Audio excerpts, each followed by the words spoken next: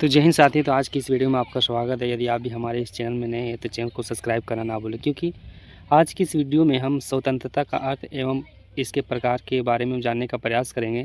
यदि आप इस वीडियो को पूरा देख लेते हो या वीडियो को सुन लेते हो तो स्वतंत्रता से रिलेटेड सारे क्वेश्चन को आप आसानी से लिख सकते हो और उसे जान सकते हो। तो चलिए वीडियो को शुरू करते हैं और आगे बढ़ने का प्रयास करते हैं। मानव जीवन में स्वतंत्रता का अत्यंत महत्वपूर्ण स्थान है। यानी मानव जीवन में या मानव के जीवन में स्वतंत्रता का अत्यंत महत्वपूर्ण स्थान है। स्वतंत्रता के बिना व्यक्ति अपने व्यक्तित्व का पूर्ण विकास नहीं कर सकता। यानी स्वतंत्रता के बिना कोई भी व्यक्ति अपना पूर्ण विकास नहीं कर सकता। स्वतंत्रता मनुष्य की एक मूलभूत आवश्यकता है। यानी स्वतंत्रता जो है किसी भी मानव का एक किसी भी मानव के लिए एक मूलभूत आवश्यकता या ज़रूरी है।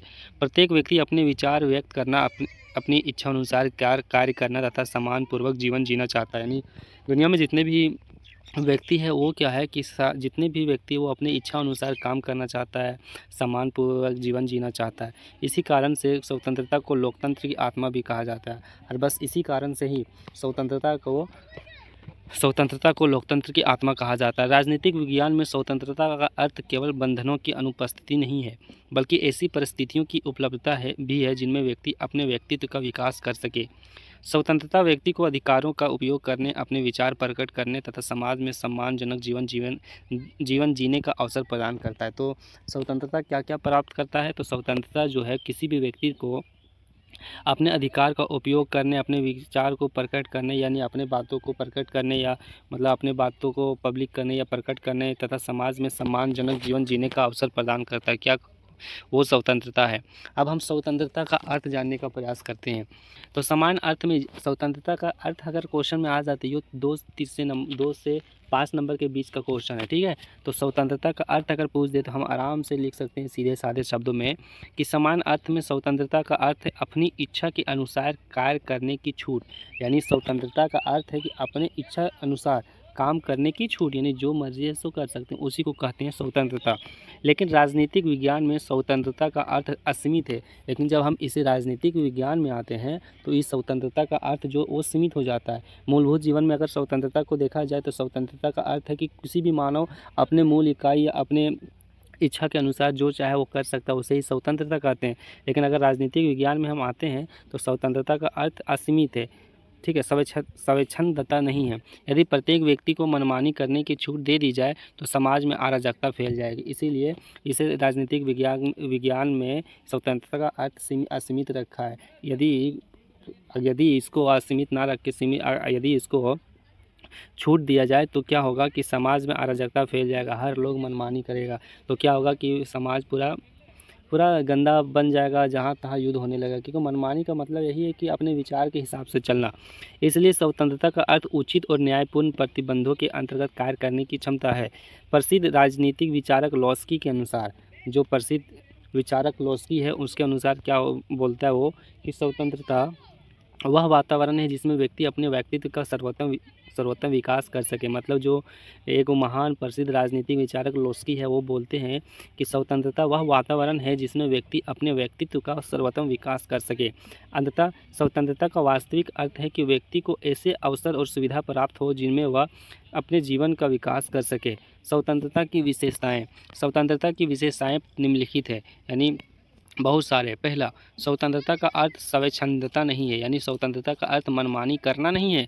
प्रत्येक व्यक्ति को दूसरे के अधिकारों का सम्मान करना चाहिए। यानी जो स्वतंत्रता का अर्थ है वो मनमानी करना नहीं है। क्या है? तो प्रत्येक व्यक्ति को दूसरे व्यक्ति के अधिकारों का सम्मान करना चाहिए। दूसरा है कानून का पालन आवश्यक है। यानी स्वतंत्रता कानून के दायरे में रहकर ही संभव है।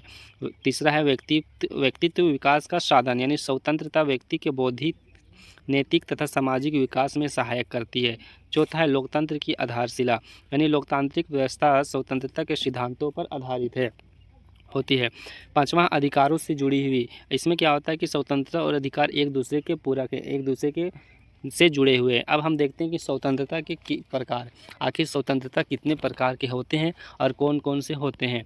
तो राजनीतिक विज्ञान में स्वतंत्रता को कई भागों में विभाजित किया गया है। पहला आता है प्राकृतिक स्वतंत्रता।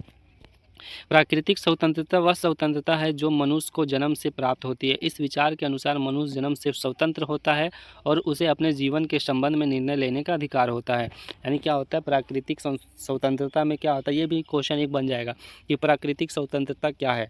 तो प्राकृतिक स्वतंत्रता वह स्वतंत्रता है जो मनुष्य को जन्म से ही प्राप्त होता है। यानी प्राकृतिक स्वतंत्रता वह स्वतंत्रता होता है जो मनुष्य को जीवन से ही या जन्म से ही प्राप्त होता है। इस विचार के अनुसार मनुष्य जन्म से स्वतंत्र होता है और उसे अपने जीवन के संबंध में निर्णय लेने का भी अधिकार होता है।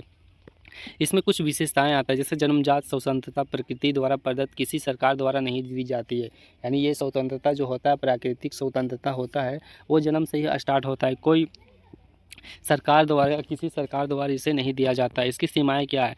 पूर्ण प्राकृतिक स्वतंत्रता समाज में अराजकता पैदा कर सकती है, और यदि पूरा छूट दे दिया जाए तो वो क्या होगा कि समाज में अराजकता फैला सकती है, इसीलिए पूरा छूट नहीं दिया जा सकता है। दूसरा आता है नागरिक स्वतंत्रता।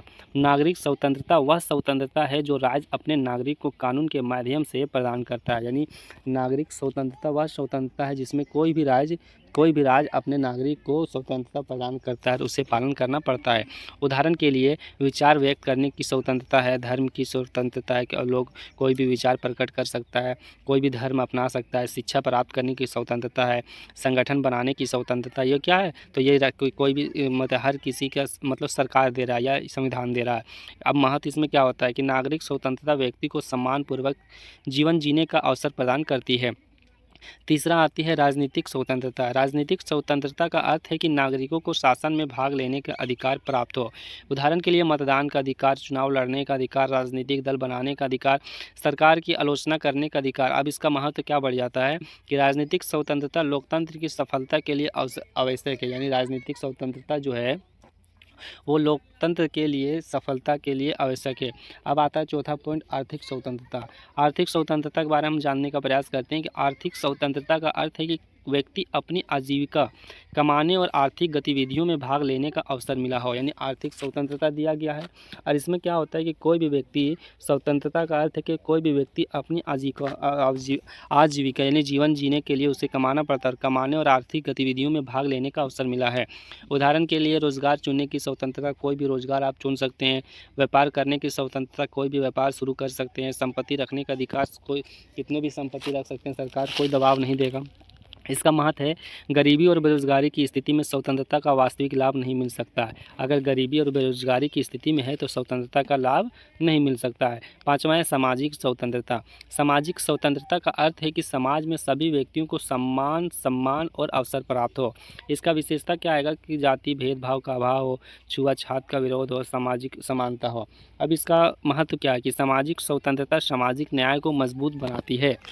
यानी जो सामाजिक स्वतंत्रता है वो सामाजिक न्याय को क्या करता है? तो मजबूत बनाती है। छठा आता है धार्मिक स्वतंत्रता।